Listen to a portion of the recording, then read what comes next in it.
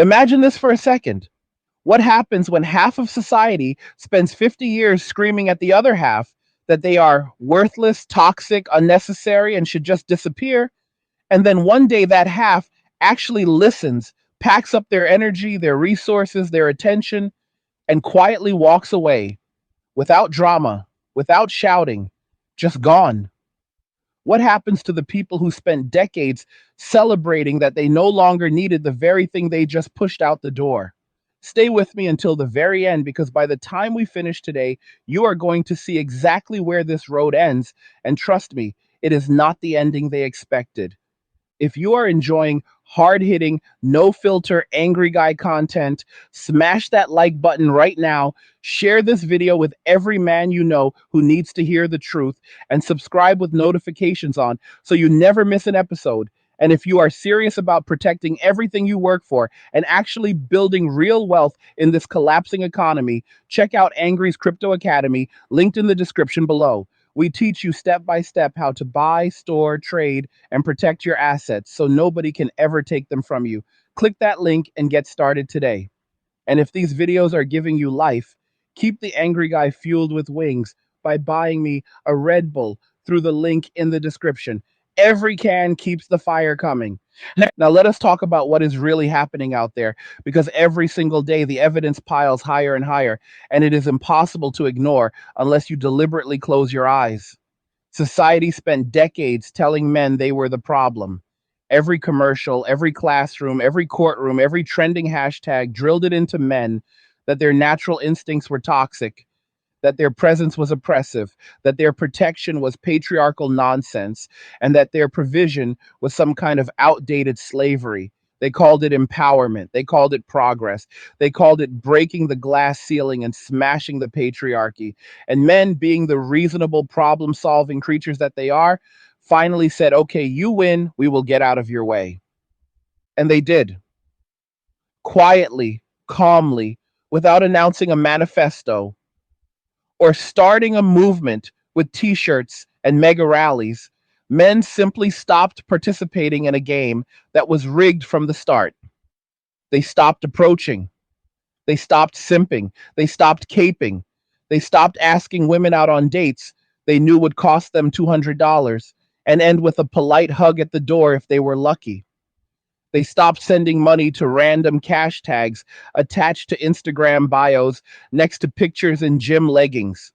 They stopped volunteering to be the emotional punching bag, the walking ATM, the fix it guy, the protector who gets called a creep for noticing danger before she does. They just stopped.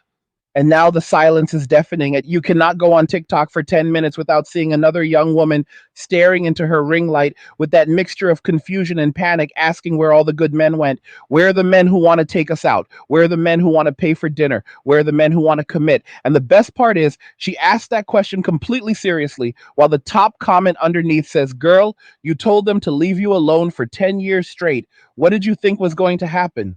But she does not hear it. She cannot hear it because hearing it would require admitting that actions have consequences. And that is apparently the one skill set nobody ever taught an entire generation. See, here's the part nobody wants to say out loud. Women spent decades trading male provision for state provision. They cheered when the government expanded welfare, when no fault divorce became the norm, when family courts turned into wealth transfer machines, when child support became a second income stream that required zero contact with the actual child. They celebrated every time the state stepped in to replace the role that men used to play voluntarily out of love, duty, and honor. They said, we do not need a man. We have the government. We do not need a husband. We have the court system. We do not need protection. We have HR departments and campus Title IX offices.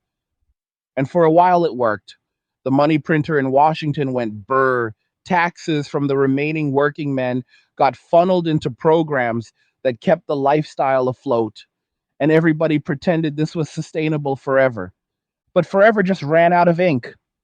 The money is drying up. The economy is contracting. And real wages have been flat or declining for most people since the 1970s, while the cost of everything from rent to eggs has exploded. And suddenly, the state that was supposed to be the better husband, the one who never talks back, never asks for intimacy, never judges the body count, that state is broke. The checks are smaller. The benefits are harder to get. The waiting lists are longer.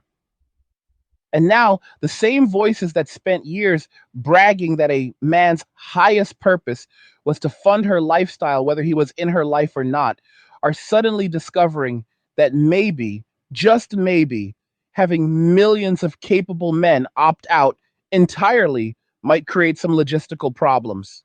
So, what is the new brilliant plan?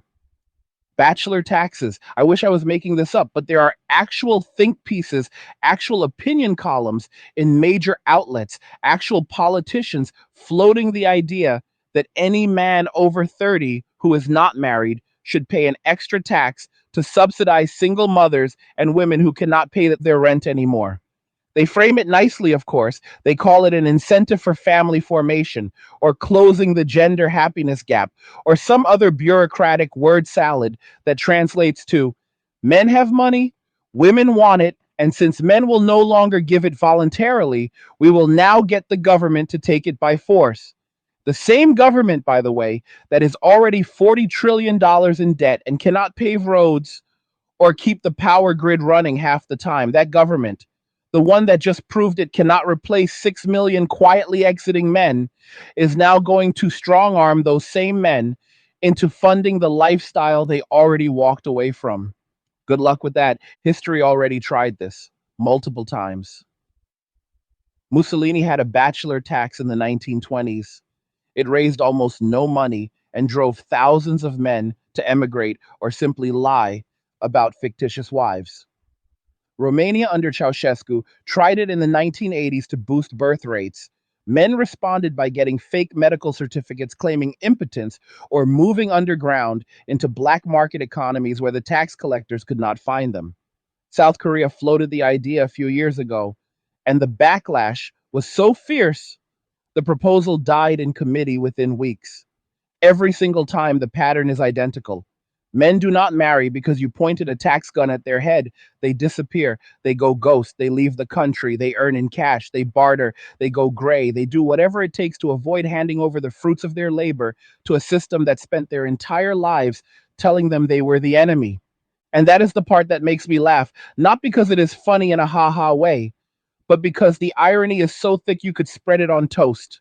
The same ideological crowd that spent 20 years screaming, my body, my choice, and no uterus, no opinion, now wants to reach directly into a man's wallet because he dares to exercise his own choice to remain single and child free. They spent years telling men that marriage is a patriarchal trap, that children are a burden on the planet, that commitment is toxic control. Men listened, shrugged, and said, cool, I guess I will keep my freedom and my paycheck then. And now the reaction is not introspection, not accountability, not even a quiet moment of, oh, wait, maybe we overplayed our hand. No, the reaction is outrage that men actually believed what they were told. Let me paint you a picture of what is happening on the ground right now, because the statistics are brutal and they are accelerating. Male marriage rates in the United States have been dropping for 50 straight years. But in the last 5 years, the drop has gone parabolic. We are now at the lowest percentage of married men in recorded American history. The median age of first marriage for men is pushing 33 and climbing fast. In some major cities, it is already 35 and up. Applications for passports among single men under 40 are through the roof because a growing number of them are planning their exit before the next round of incentives turns into mandates.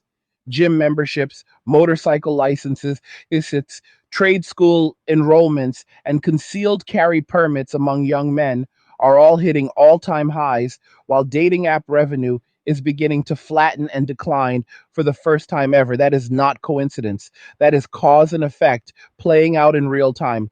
Walk into any decent gym at 6 in the morning and you will see it. Quiet, focused men in their 20s and 30s grinding in silence. No headphones blasting trash music, no mirror selfies for female validation, no chaos, just iron and intent. They finish, they shower, they go to work or to their own businesses, they eat clean, they invest the money they used to spend on dates and engagement rings, and they go home to apartments that are small but paid off, quiet, and 100% theirs. No drama, no 3 a.m. screaming matches over nothing, no coming home to find the locks changed because she talked to her friends and decided you looked at a waitress wrong in 2019. Just peace. Real, tangible, earned peace. And the craziest part is how little it actually takes for a man to be happy once the parasite is removed. Hey guys, in a world pushing you to own nothing and be happy, crypto is your key to survival. Join Angry's Crypto Academy to master buying, selling, and trading crypto. Make huge profits and safeguard your wealth. Plus, discover the one crypto virtually no one is talking about, poised to create new millionaires in the upcoming bull run. The link is in the description of the video below. Go check it out now. Men are natural minimalists. Give a man a 55-inch television, a comfortable couch, a solid internet connection, a refrigerator full of meat and eggs, a gym membership, and one or two close brothers he can trust, and he is wealthier than most married kings in history ever were. He does not need the 3,000 square foot house with the white subway tile, the Instagram wall. He does not need the $80,000 SUV that smells like vanilla and regret. He does not need the destination wedding in Cabo with 150 people he barely knows. Remove the obligation to finance someone else's lifestyle. And suddenly, the average tradesman is living better than a doctor did in 1985. That is not exaggeration, that is mathematics. Meanwhile, the cries get louder every week. Another viral video surfaces of a 29-year-old marketing coordinator with a master's degree and $87,000 in student debt, explaining through tears that she cannot understand why men will not step up and commit to her, even though she has everything a man could want. The comment section roasts her into next year, but she still does not get it. She posts a follow-up blaming misogyny and late-stage capitalism and emotional immaturity in males. Never once does the thought cross her mind that maybe, just maybe, men looked at the fine print of what she is offering and decided the price was infinite while the value was negative. Because here is the secret nobody says out loud. Modern dating for the average man is the worst investment in human history. You spend years and thousands of dollars earning the right to apply for an interview that half the time ends with her telling you she sees you as a brother anyway. If you somehow win the lottery and get into a long-term relationship, you then discover that intimacy is rationed lalki Soviet breadlines while criticism flows like Niagara Falls. If you beat those odds and actually marry, you sign a contract where she can leave at any moment for any reason, take half or more of everything you spent a lifetime building, and then collect a monthly check from you for the next 20 years, whether she remarries or not. And people wonder why the line to sign up is suddenly empty. The cope is getting louder now. They say men are afraid of strong women. They say men cannot handle equality. They say porn and video games rewired male brains. They say testosterone levels are dropping. They will say anything except the one sentence that would actually fix the problem. We were wrong, we broke it, and we are sorry. That sentence will never come. Pride is the one currency women refuse to let deflate. So the proposals get more desperate. Subsidized dating apps run by the government, tax credits for men who marry single mothers, public service announcement campaigns shaming men for being single past 30, lowering the bar so far that breathing in the general direction of a woman is considered harassment, while simultaneously begging men to please come back and pay attention again. It is like watching someone burn down your house, cheer while it burns, and then act shocked when you refuse to let them move into the new one you built a mile away. And the best part, the part that keeps me awake laughing some nights, is that men are not even angry anymore. That that is the ultimate victory. The guys who walked away are not sitting in basements plotting revenge or crying into pillows. They are genuinely happier than they have ever been. They sleep 8 hours a night. Their bank accounts go up instead of down. Their blood pressure is normal for the first time since high school. They travel when they want. They eat what they want. They watch the games without someone sighing dramatically every 5 minutes about how sports are stupid. They have time to read books, build businesses, lift heavier than they ever thought possible, and mentor younger men who are just now waking up to the scam. They found out that solitude is not the same as loneliness, and once the difference clicks, there is no going back. Ever. I want you to really let that sink in. The thing women were promised would destroy men, being alone, turned out to be the cheat code to peace they never knew existed. All those years of being told that a man is incomplete without a woman, that he will die sad and lonely, surrounded by cats and TV dinners, it was projection the entire time. Men adapted, men simplified, men leveled up. And now the people who spent decades weaponizing loneliness as a threat are the ones experiencing it on a societal scale, while the accused villains are genuinely content for the first time in their lives. That is poetic justice at its finest, and it is just getting started because every day another 10,000 men turn 30, look around at the battlefield, and quietly decide that marriage and cohabitation are not mandatory life quests. They are optional DLC that currently costs more than it is worth. Every day, another 10,000 men delete the apps, cancel the subscriptions, close the tabs, and walk away. No announcement, no drama, just gone. And the numbers are compounding. We are not talking about a 5 year trend. We are talking about a permanent cultural reconfiguration that nobody can tax, shame, or legislate their way out of.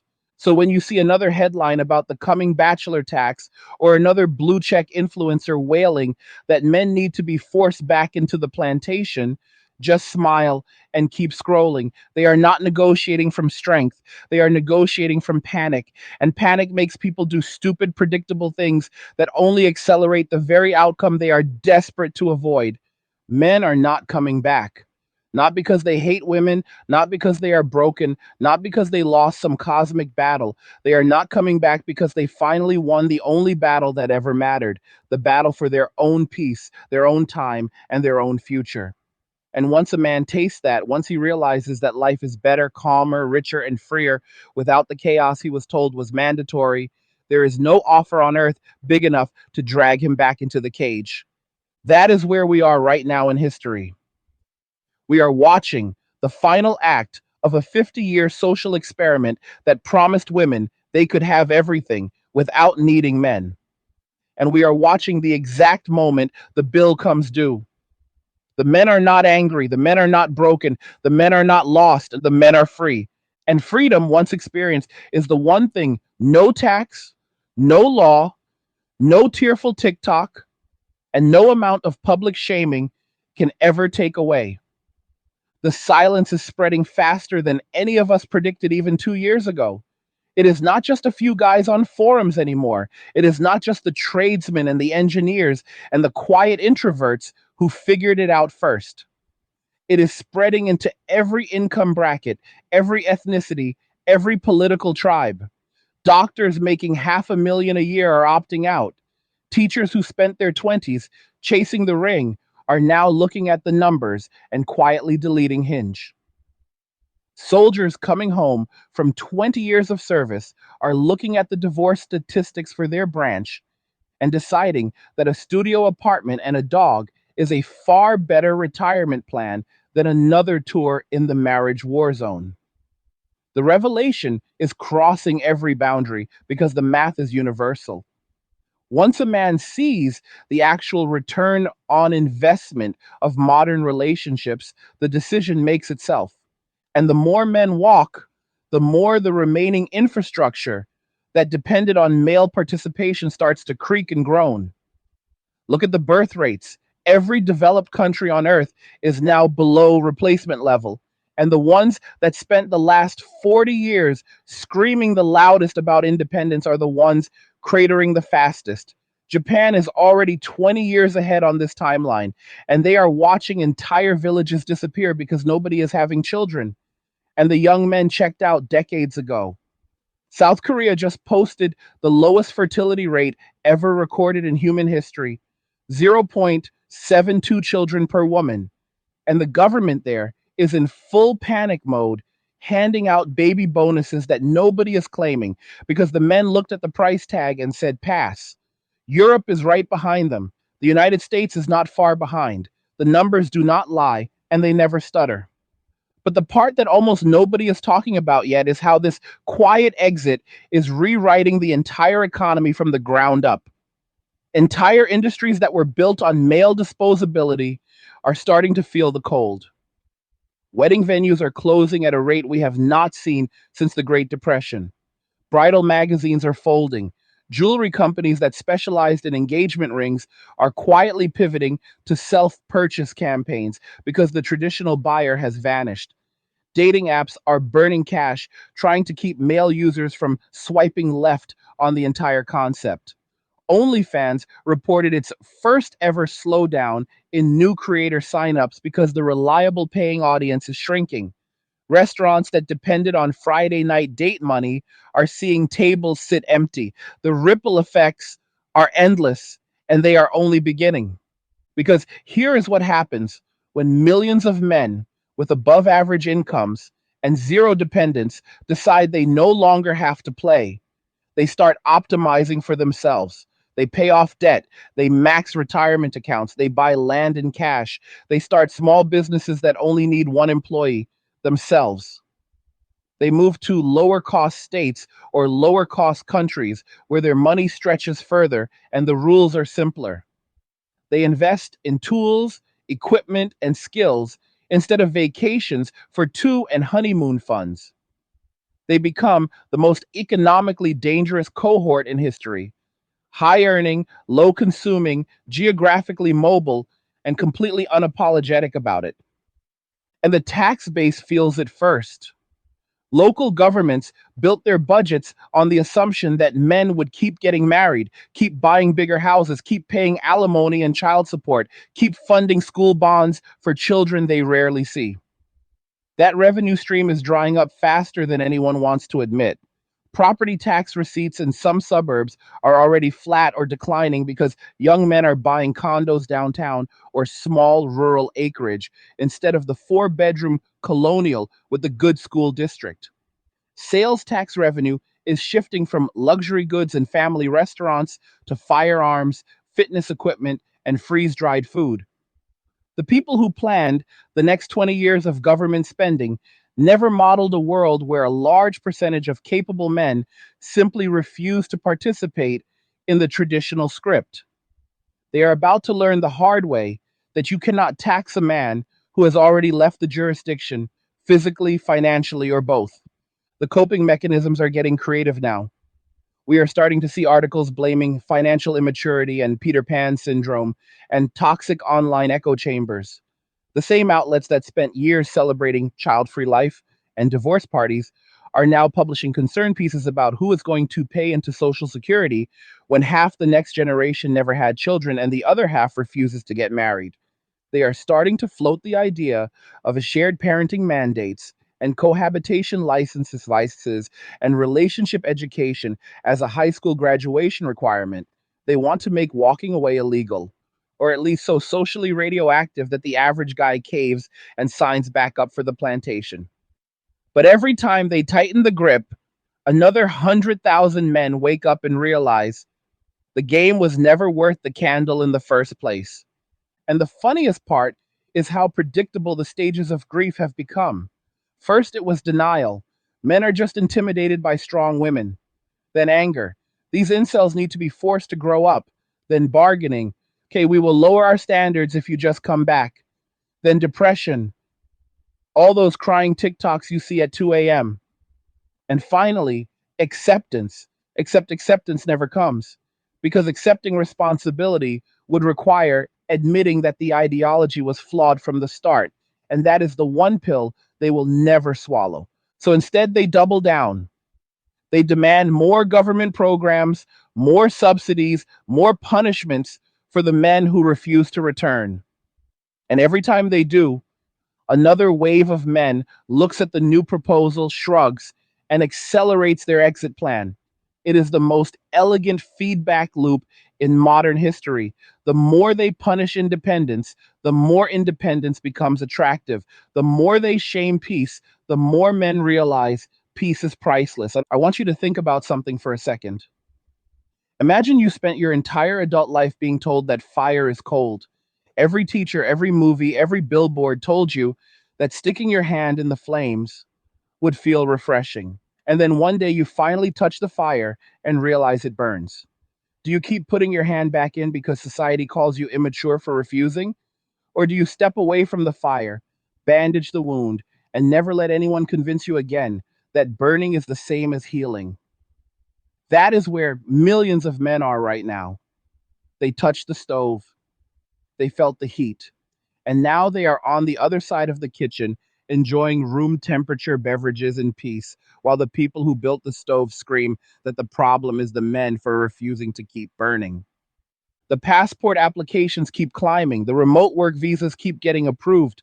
The number of American men renouncing citizenship hit a record high last year, and the trend is accelerating. Countries like Thailand, Colombia, Portugal, and Mexico are seeing an influx of quiet, solvent, single men in their prime earning years who show up with one suitcase, impeccable manners, and zero interest in local dating drama.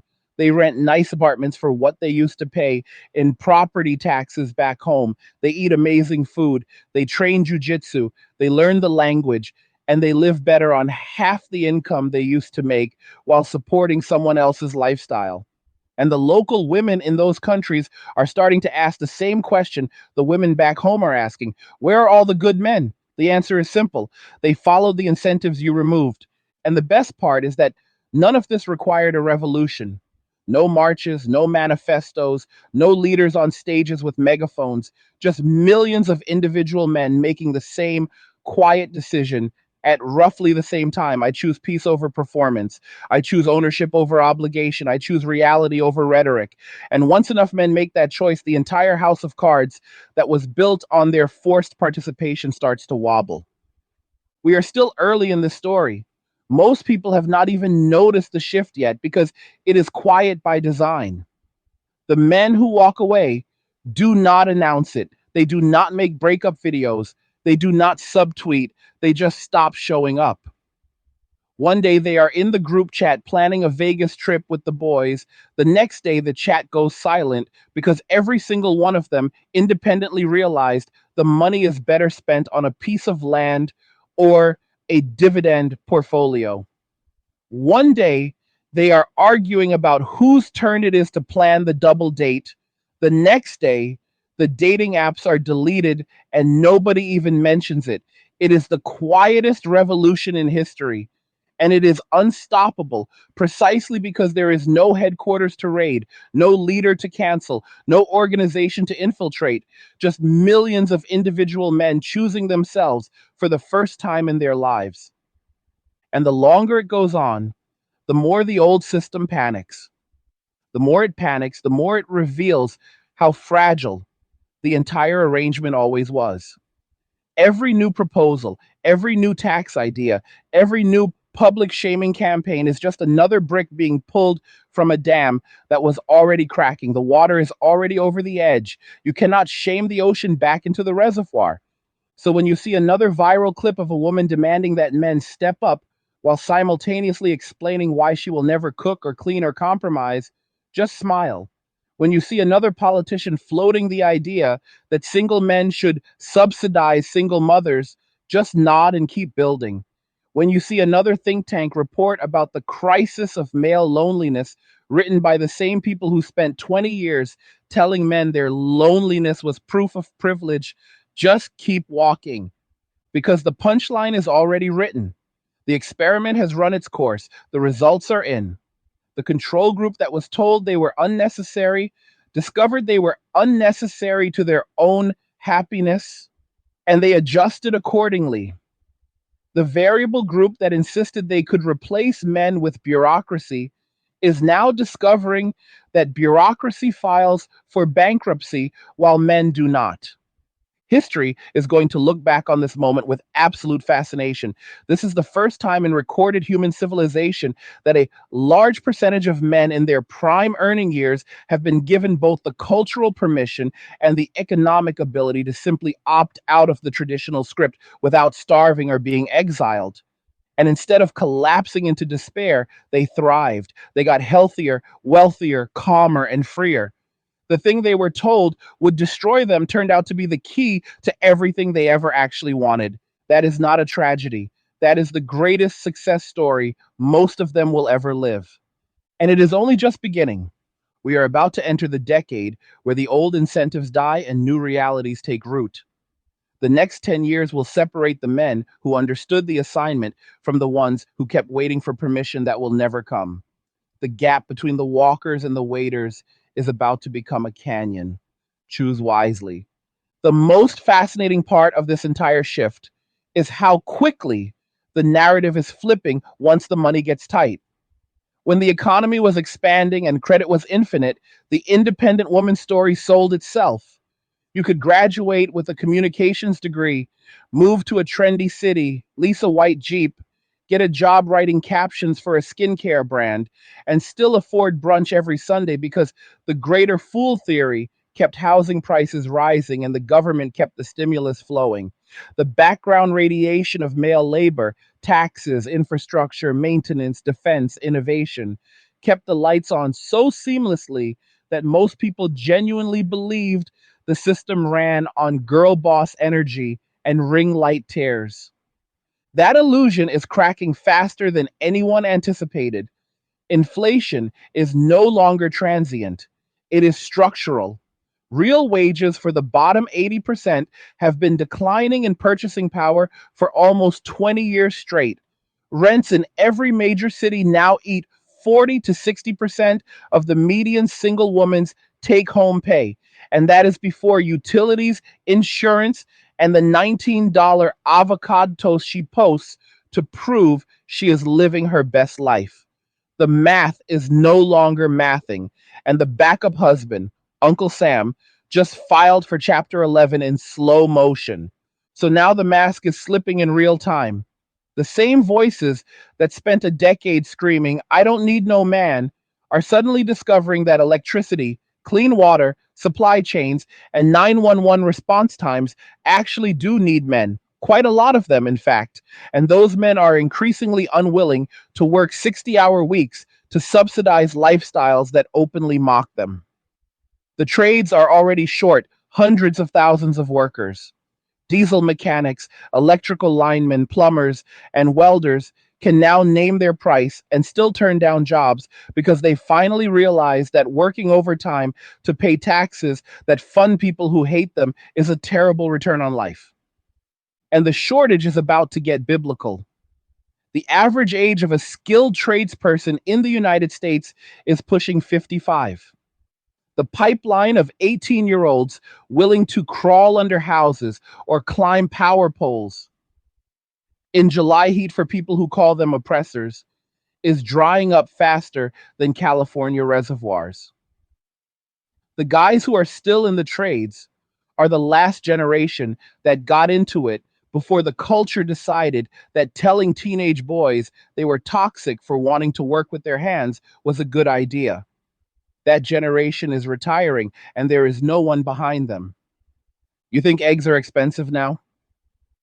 Wait until you see what happens when the refrigeration technicians who keep the cold chain running decide they would rather restore vintage motorcycles in their own shops than drive 100 miles to fix a compressor for a supermarket that bans them from the parking lot for owning a pickup truck. Wait until the guys who maintain the water treatment plants realize they can make the same money pressure washing boats in Florida and never shovel snow again. Wait until the last competent diesel mechanic within 200 miles tells the logistics company that keeps Amazon deliveries moving that he is booked solid for the next 14 months, and maybe they should try being nicer to men 20 years ago. This is not theory. It is already happening in pockets. Look at the airline pilot shortage. Look at the trucking companies offering 80,000 starting salaries and still running half their fleet parked because nobody wants to live in a bunk for weeks at a time to deliver groceries to people who think masculinity is a mental illness. Look at the power companies begging retired linemen to come back at double overtime because the new recruits wash out when they discover the job is hard and dangerous and nobody is going to promote them for pronoun accuracy. The entire modern world was built on the assumption that men would keep showing up no matter how much contempt was poured on them. That assumption just expired. And the reaction is predictable panic. Governments are floating six-figure signing bonuses for jobs that used to pay 40 grand. Universities are quietly bringing back programs they canceled because they were too male. Companies are rolling out the most hilariously tone-deaf recruitment ads you have ever seen. Think construction companies using pastel color palettes and hashtags about emotional safety to try and lure men into 110-degree attics. It is like watching someone try to put out a house fire with a super soaker full of gasoline. Meanwhile, the men who already left are sitting on beach chairs in Thailand or in mountain cabins in Idaho, watching the chaos unfold on YouTube while drinking a beer that cost them $1.50. They are not coming back to save a system that spent their entire lives telling them they were the problem. They are not going to ride to the rescue just because the lights flickered. They already did their time. They already paid their taxes. They already listened to 2 decades of lectures about how their very existence was harmful. And when they finally took the advice and removed themselves from the equation broke. That is the part that keeps the Cope factory running 24/7. The refusal to admit that maybe, just maybe, telling half the population they are unnecessary has consequences. Instead, we get new flavors of blame every week. It is porn. It is video games. It is Jordan Peterson. It is Andrew Tate. It is climate anxiety. It is microplastics. It is anything and everything except the one variable that actually changed. The social contract got shredded. Men noticed, and they adapted faster than the system could update its propaganda. The new narrative is starting to take shape, though, and it is dark. When the soft incentives failed, shaming, therapy speak, emotional blackmail, the next phase is always coercion. We are already seeing the early stages. Articles arguing that men have a civic duty to marry and reproduce. Politicians talking about demographic security the way they used to talk about oil security.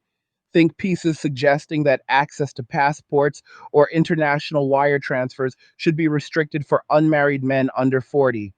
Proposals to tie certain government benefits, student loan forgiveness, small business grants, mortgage guarantees to marital status and number of children. They are workshopping the chains right now in academic journals and NGO white papers. Give it 5 years, and they will be openly debating it on cable news. And every time they tighten the screws, another wave of men looks up, does the math, and accelerates their exit velocity. The harder they grip, the more slip through their fingers. You cannot force a man to care about a society that told him from kindergarten that caring too much is toxic. You cannot tax a man who already moved his assets into assets the tax man cannot see. You cannot shame a man who deleted the apps that host the shame. You cannot guilt a man who finally understands that guilt was the only leash anyone ever had on him. That is the real revolution. And it is quieter than any revolution in history. No guillotines, no manifestos nailed to doors, just millions of ordinary men making small, rational, individual decisions that compound into a tidal wave. They sell the truck and buy a motorcycle. They rent instead of buy. They work for cash or crypto. They get a second passport. They lift 4 days a week and eat ribeyes on Friday night with other men who get it. They stop arguing online because arguing with people who hate you is a waste of testosterone. They stop watching mainstream sports that kneel for causes that despise them. They stop consuming media that portrays them as bumbling idiots or violent predators. They simply withdraw their attention, their money, their labor, their future children, and their votes one by one until the whole structure groans under the weight of its own emptiness. And the emptier it gets, the louder the demands become. The louder the demands, the faster the withdrawal. It is the most perfectly self reinforcing loop imaginable. We are watching the end of a civilization that forgot the fundamental rule every farmer knows. If you keep kicking the ox that pulls your plow, one day the ox stops pulling and starts walking. And once the ox figures out that the yoke was optional, no amount of shouting, no new whip, no bigger barn will ever get him back between those shafts again. The ox is gone. The field is already growing weeds. And the people who spent 50 years bragging that they invented a better plow are now standing in the middle of an untilled field, wondering why they are hungry. That hunger is just beginning. The hunger is going to get louder before it gets honest. Right now, we are still in the bargaining with tears phase. The videos are still framed around confusion and sadness. Why won't men commit? Why am I 32 and still single? I have a good job. I go to therapy. I love dogs. What more do you want? The comments underneath are brutal because the internet no longer pretends to care about feelings when the receipts are public. Every reply is a variation of the same theme. You spent 10 years telling men exactly what you thought of them, you celebrated when they left, and now that the consequences arrived on time and in full, you want a do over without ever saying sorry. That do over is not coming. The next phase is already loading in the chamber, and it is uglier than most people are ready for. When the soft weapons, crying, shaming, therapy speak, public scolding, fail to drag men back to the plantation, the response will shift from pleading to punishment. We are already seeing the trial balloons. Articles in major outlets arguing that childless men should pay higher taxes for fairness. Politicians in multiple countries floating male abortion fees if a woman decides to keep a child the man never wanted. Lawsuits claiming that refusing to date trans women is discrimination with financial penalties attached. Proposals to make dating app usage mandatory for certain age groups, the way jury duty is mandatory now. They are workshopping the language in graduate seminars and NGO conferences as we speak. They genuinely believe that if they make opting out painful enough, men will crawl back. They are betting everything on the idea that men have no limit to the amount of contempt and exploitation they are willing to endure in exchange for occasional intimacy and social approval. That bet is about to age like milk in the sun because the men who already walked away are not the ones who were desperate for female attention in the first place. The guys still orbiting, still simping, still white knighting, those are the ones who will buckle if the pressure gets bad enough. But the core group that is already gone, the ones who deleted the apps, sold the truck, moved to a lower cost state or country, and learned to cook steak better than any restaurant, are completely unreachable. You cannot threaten a man with loneliness when he already chose solitude and discovered it came with peace. You cannot threaten a man with poverty when he already downsized his life to the point where he needs less than half the income he used to make. You cannot threaten a man with social ostracism when he already realized the society doing the ostracizing was parasitic. That is the part the architects never modeled. They assumed male compliance was infinite because for centuries it basically was. Men tolerated wars, dangerous jobs, early graves, and silent suffering because the trade off was family, legacy, respect, and occasional affection. Remove every single one of those rewards and replace them with contempt, financial predation, and the constant threat of false allegations, and the tolerance hits zero faster than anyone thought possible. And once it hits zero, it stays there. There is no nostalgia strong enough to pull these men back. They are not sitting around pining for the good old days of expensive dates and one sided relationships. They are not secretly hoping someone invents a time machine so they can go back to being disrespected in 4K. They are living better than they ever have, and every month that passes cements the decision deeper into their bones. The cope machinery is already shifting into overdrive, trying to rewrite history in real time. You see it every week now. Articles claiming that men walking away are actually the real misogynists. Podcasts insisting that the happiness men report in solitude is just fragile masculinity coping. Influencers with blue check marks arguing that men choosing peace over chaos is actually a form of violence against women. They have to say these things because admitting the truth would collapse the entire ideological structure overnight. The truth is simple and devastating. When you spend 50 years telling a group of people they are worthless and then remove every incentive for them to participate, they stop participating and then they thrive without you. That truth cannot be allowed to stand. So the narrative must be that the thriving is fake, the peace is fragile, and the walking away is actually an act of aggression. It is the adult version of a child holding their breath until they turn blue because mommy will not buy them another toy. Except in this case, the child is 35, has a master's degree, and is demanding the government pass laws to force mommy to come back after she already left the store. And the harder they scream, the funnier it gets from the outside. Because every new demand, every new punishment, every new attempt to legislate men back into the cage just validates the original decision. Every viral clip of a woman screaming that men need to be held accountable for choosing peace is another recruitment video for men walking away. Every politician who floats a bachelor tax is another data point proving that the game was not just rigged, it was deliberately designed to extract until the host died. Every tearful TikTok about how impossible dating is now is another advertisement for the monastery. The monastery wins every time. And the monastery is growing faster than any of us predicted. Quiet Discord servers, private Telegram groups, men's clubs that do not advertise, weekend retreats in the mountains where no phones are allowed, and the only rule is no relationship talk. Small towns in the Mountain West where the new arrivals are all single men in their 30s and 40s buying land next to each other and building compound lands that look like something out of a post apocalypse movie, except everyone is calm, healthy, and financially independent. Remote villages in Southeast Asia, where the local economy is quietly shifting because a few dozen Western men showed up with laptops and six-figure remote salaries and zero interest in drama. These pockets are multiplying like cells.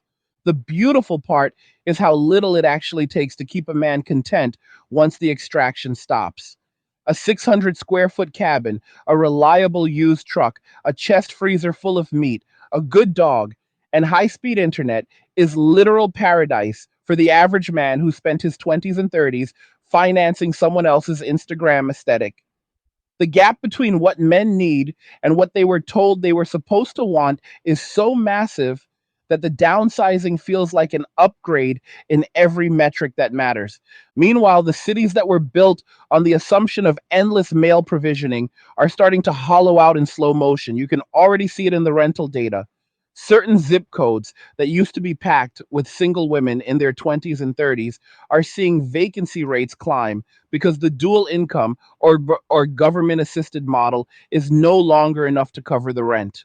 Landlords who used to get 20 applications for every overpriced studio are now offering 2 months free and still begging for tenants. The vibrant urban core that was sold as the ultimate lifestyle is turning into a museum of decisions that no longer make economic sense. And the coping for that is just beginning. We are about to enter the era of nobody wants to work anymore, but for relationships. The same way corporations discovered that unlimited vacation and ping pong tables could not paper over the fact that they were paying people in exposure and trauma, the dating market is discovering that filters, therapy speak, and passive aggressive Instagram stories are not enough to convince a man to sign up for financial ruin and emotional terrorism. The price discovery phase is brutal, And we are right in the middle of it. Every day, another woman who thought her master's degree and yoga body were enough to command a six-figure husband discovers that the market has spoken and the bid is zero. Every day, another man who thought he was one good haircut away from finally being chosen realizes the game was exit only and walks away smiling. Every day, the gap between what is offered and what is demanded grows wider, and the noise gets louder to cover the embarrassment.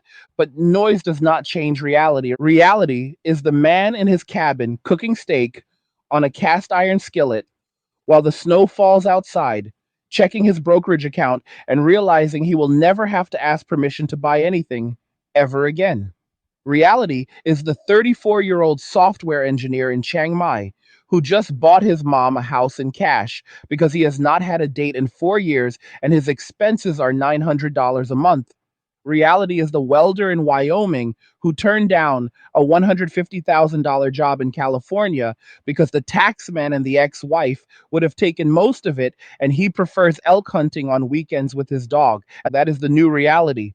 And no amount of legislation, no new tax, no viral shame campaign, no government dating app, no mandatory relationship contribution credit score can drag those men back into a burning building they already escaped. The building is on fire. The men are outside warming their hands. And the people still inside are screaming that the problem is the men for refusing to run back in and carry them out after they spent years pouring gasoline and striking matches. History is going to have a field day with this one. The fire is spreading faster than the firefighters can lie about it now. Every week, another institution that depended on male sacrifice quietly updates its 5 year plan with words like challenging headwinds and unanticipated participation decline. Universities that spent a decade bragging about 60-40 female to male ratios are suddenly discovering that when the males stop showing up entirely, the tuition revenue that paid for the gender studies department and the new climbing wall starts to dry up. Community colleges that killed their welding and automotive programs to make room for social justice and supply chain management certificates are now begging retired tradesmen to come teach night classes for half what they made in 1998. The HR departments that wrote the policies making it impossible for a man to mentor a younger man without a third party observer present are now confused why no senior men want to mentor anyone at all. The military is running recruitment ads that look like perfume commercials because the old ads with tanks and explosions were apparently too toxic. The Army missed its recruiting goal by 25% last year and had to lower standards so far that they are now accepting people with asthma, ADHD, and visible neck tattoos just to keep the lights on at basic training. The Navy is paying retention bonuses that would have bought a house in 1995 because experienced chiefs are punching out at 20 years and going straight into six-figure civilian contractor jobs where nobody screams at them about pronouns at 0300. The pipeline of 18-year-old boys who used to sign up because it was the family tradition or because it was a way to prove manhood is gone. They watch their dads get cleaned out in divorce court. They watch their uncles pay child support for kids they are not allowed to see. They watch the culture call soldiers baby killers one decade and oppressors the next. And they decided that dying in a desert so politicians can get reelected is a worse deal than learning Python in their bedroom. And the panic is delicious. Fire departments in major cities are quietly dropping physical standards because the applicant pool evaporated. Police departments are chasing guys with 150,000 signing bonuses and still running 30% understaffed because every viral video of a cop getting ambushed or prosecuted for doing his job is another data point that the juice is not worth the squeeze. The same cities that spent years demonizing toxic masculinity are now discovering that the power grid, the water pumps, the sewer lines, and the 911 call centers all run on the same masculinity they spent 20 years trying to eradicate. The irony writes itself daily, but the deeper story, the one nobody wants to say out loud yet, is that the collapse is not coming from war or revolution or asteroid strike, it is coming from apathy, from millions of competent men simply refusing to care anymore, not raging, not protesting, not organizing, just opting out. The deadliest weapon any group can wield against a system that hates them is indifference. And indifference at scale is apocalyptic. When the average man stops caring whether the system survives, the system discovers how much it was being propped up by men who secretly still believed it could be fixed. The men who used to stay late to fix the server, who used to volunteer for the dangerous job, who used to coach Little League even though their own kid wasn't on the team, who used to vote because they thought it mattered. Those men are clocking out. They are still polite. They still nod in the elevator. They still hold the door. But the light behind their eyes when it comes to civic duty is gone. And once that light goes out at scale, there is no propaganda campaign strong enough to turn it back on. That is where we are right now. The coping industrial complex is in full emergency mode, trying to rebrand indifference as a psychological disorder. They are calling it male depression.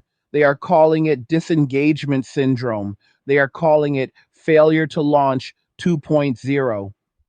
They are funding studies to prove that men who choose peace over chaos are actually mentally ill and need medication and mandatory re education.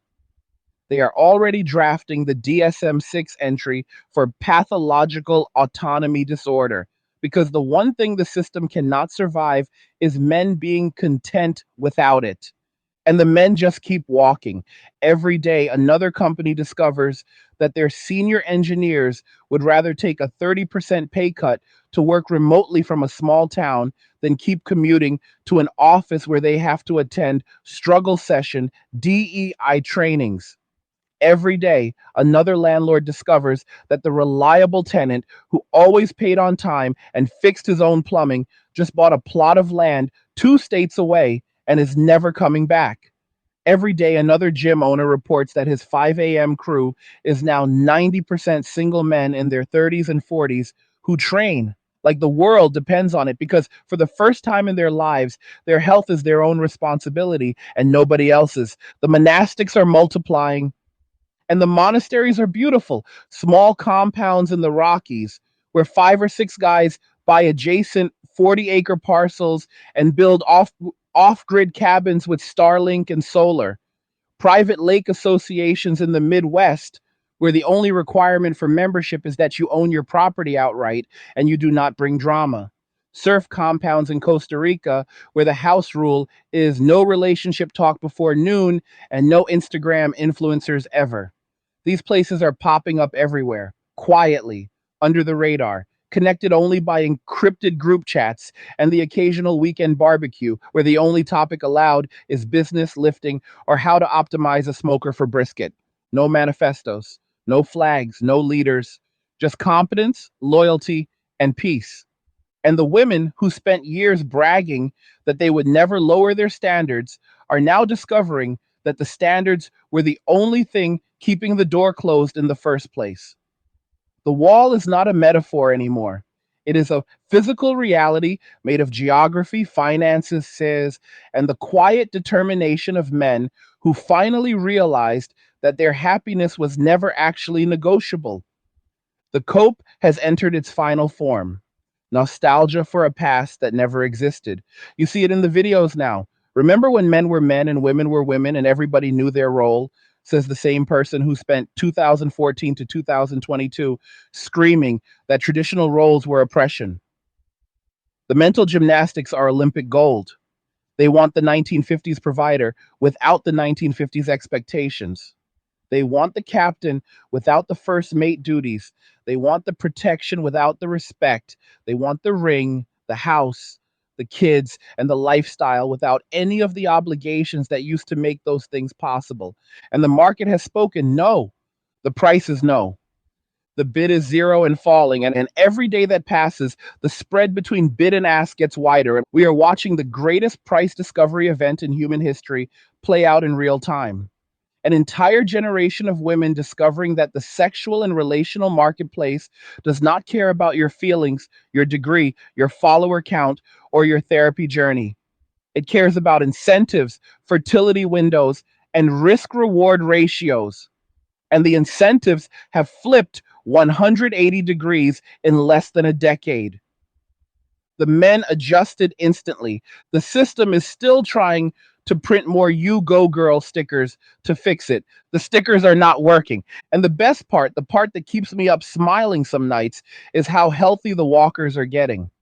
Testosterone levels across the board are climbing for the first time in decades among the men who opted out. Sleep quality is up. Body fat percentages are down.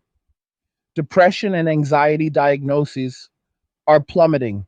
The suicide rate among single men under 40 is quietly dropping in the same places where the marriage rate is collapsing. The thing they were told would destroy them is literally saving their lives. Let that sink in. The horror movie they spent 50 years writing about male loneliness is turning into a documentary about male liberation. And the credits are still rolling. The final act is already in motion, and it is global.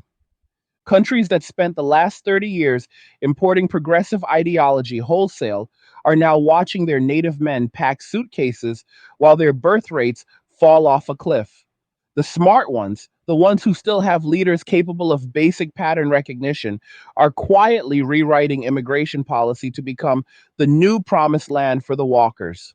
Paraguay just launched a residency program that costs less than a used Honda and gives you permanent status in 6 months. Uruguay is offering 5-year tax holidays for remote workers who buy property. Georgia, the country, not the state, is handing out 1-year visas on arrival to any Western man with a clean record and a laptop. Thailand never stopped smiling at single foreign men with retirement accounts. Portugal, Estonia, Mexico, Colombia, and half a dozen others are in the race now, all realizing the same thing at the same time. A 35-year-old American or European man with no debt, no dependents, and a 6-figure remote income is the single most valuable immigrant on planet Earth right now. They spend money, they commit no crime, they do not demand welfare, they fix their own houses, learn the language, tip well, and leave the local women alone unless invited. They are the perfect colonizers because they do not colonize. They just live well and quietly. Entire coastal towns in places like Ecuador and the Philippines now have sections where the coffee is good, the internet is fast, and every third guy you meet is a former corporate drone who sold everything, moved with one bag, and has not had a bad day in 3 years. The countries that figure this out first are going to win the 21st century. The countries that double down on feminism, bachelor taxes, and shaming are going to become cautionary tales taught in economics classes in Singapore and Dubai. You can already see the split forming. Look at Poland and Hungary quietly rolling back the most extreme gender policies while their birth rates stabilize. Look at Scandinavia, the former paradise of gender equality, now openly panicking as their native men leave in droves and their welfare states teeter on bankruptcy because the tax base is literally moving to Bali. The walkers are not coming home, they are building new homes, and those new homes are designed from the ground up with one principle: never again. Never again will they finance contempt. Never again will they trade their peace for the promise of conditional affection. Never again will they sign a contract where the penalty for failure is financial ruin and the reward for success is being told they are still not enough. Never again will they volunteer to be the villain in someone else's victim story. They are done, and the ones still waking up are watching the blueprint in real time. Every viral clip of another entitled meltdown is another recruitment ad. Every new bachelor tax proposal is another exit visa stamped. Every tearful TikTok about where have all the good men gone is another nail in the coffin of the old paradigm. The old world is dying of loneliness while the new one is being born in gym parking lots at 5 a.m., in private Discord servers, in small towns where the only traffic is deer crossing the road, in beach bars where the only rule is cash only and no drama. The future belongs to the men who chose peace over performance, freedom over obligation, reality over ideology. And that future is already here. It is quiet. It is strong. It is healthy. It is solvent. It is armed. It is fertile in every way that matters, except the one the old world is screaming about. And it is growing every single day. So when someone asks you where this all ends, tell them the truth. It ends with men living like kings on half the income they used to make, in places where nobody knows their name and nobody needs their money. It ends with women who spent decades celebrating independence, discovering what independence actually costs when the bill comes due, and there is no one left to send it to. It ends with governments realizing that you cannot tax, shame, or legislate a man back into a cage he already escaped and then burned behind him. It ends with an entire generation of boys growing up watching their fathers and uncles live calm, wealthy, powerful lives without ever signing the old contract and deciding they will never sign it either. It ends with the most radical redistribution of power in human history, achieved not through violence or voting or marching, but through the simple, quiet act of millions of men choosing themselves. That is the end game. And we are not just watching it, we are living it. So lift heavy, stack money, build your body, your brotherhood, your skills, your future. Keep your circle tight and your passport current. Speak the truth even when they scream. Walk away from anything that costs you your peace. Protect your time like it is the only currency that matters, because it is. The old world is over. The new one is just beginning. And every road in the new world leads to one destination: men walking away. Now go live like it. What did you think about all this? Do you agree? Do you see it playing out where you are? Drop your thoughts in the comments. I read every single one. Like the video if you liked it. Don't forget to subscribe. And if this one hit home, share it with every man who needs to hear it today. And just remember, all roads lead to MWA, men walking away. And cheers. Nothing says you care like crypto. Nothing can compare. Nothing says you care like crypto. Oh, nothing can compare to crypto.